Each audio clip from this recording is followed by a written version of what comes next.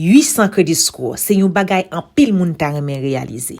Le ou nan kategori sa, ou genye perfect credit, crédit ou parfait. Maximum crédit ko ka genye c'est 850.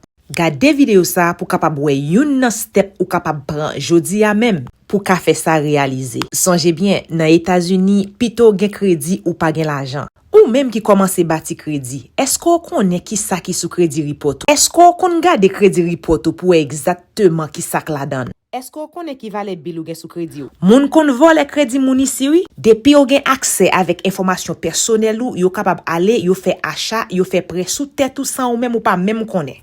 L'important pour qu'on sak nan crédit. Chaque année, ou gen accès à report ça dans site qui relè annualcreditreport.com, annualcreditreport.com.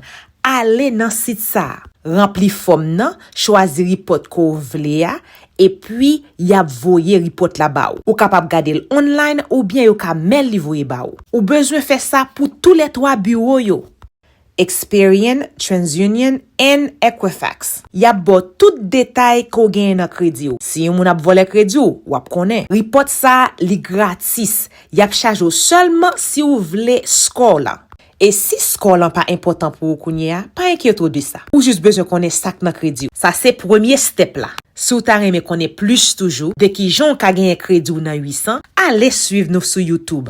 C'est là que nous pral partager une vidéo qui gagne 4 autres étapes ou capable prendre pour gagner un credit score qui parfait. Qui capable bon en pile avantage les wap acheter kay paola ou bien machine ou bien n'importe prêt que wap essayer faire.